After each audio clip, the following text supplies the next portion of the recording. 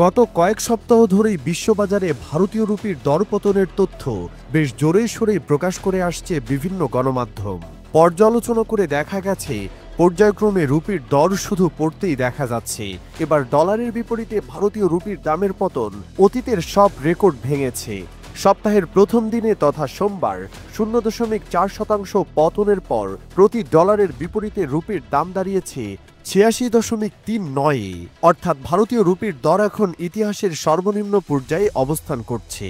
গত বৃহস্পতিবার সংবাদ সংস্থা রয়টার্সের এক সমীক্ষায় বলা হয়, রুপি আরও দুর্বল হয়ে ডলারের বিপরীতে 86-তে নেমে যেতে পারে। মাত্র 24 ঘন্টা পেরোতে না পেরোতেই সেই আশঙ্কা সত্যি প্রমাণিত হয়েছে।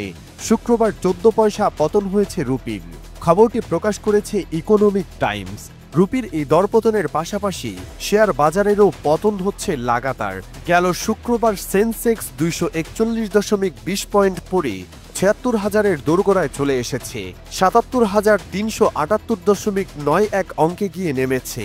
গত 3 দিনে সূচকটি পড়েছে মোট 820 পয়েন্ট। বাজারে মূলধন কমেছে 12 লাখ কোটি রুপি। বিদেশি বিনিয়োগকারীরা মোট 12,787.73 কোটি রুপি পুঁজি তুলে নিয়েছে। সেটাই মূলত রুপির অবমূল্যায়নের অন্যতম কারণ। অর্থনীতিবিদরা বলছেন, দেশের অর্থনীতিতে একটি বড় ধাক্কা। একই সাথে মহাসংকটে পড়তে চলেছে ভারতের পুঁজি বাজারও। মূলত ট্রাম্পের ক্ষমতায় ফেরা ও মার্কিন আর্থিক নীতির প্রভাবে ভারতীয় রুপির এই পতনের ধারা অব্যাহত থাকবে বলে অনুমান করা হচ্ছে। ভারতীয় রুপির মানের এই রেকর্ড পতনের কারণ সম্পর্কে বিশেষজ্ঞরা বলেছেন, ডোনাল্ড ট্রাম্পের জয়ের ফলে মার্কিন নীতিতে উল্লেখযোগ্য পরিবর্তন আসতে যাচ্ছে। মার্কিন শ্রম দপ্তরের সাম্প্রতিক রিপোর্টে বলা হয়েছে, সেদেশে চাকরির সুযোগ অনেক বৃদ্ধি পেয়েছে। বেকারত্ব দূর করতে ও কর্মসংস্থানের পাশাপাশি মুদ্রাস্ফীতি নিয়ন্ত্রণের বিষয়টি সর্বাধিক গুরুত্ব দিয়ে দেখছে শেষ মুহূর্তের বাইডেন প্রশাসন। আর মার্কিন অর্থনীতির অগ্রগতি সরাসরি প্রভাব ফেলেছে ভারতীয় মুদ্রায়। এমনিতে ডলারের তুলনায় দুর্বল ছিল ভারতীয় রুপি।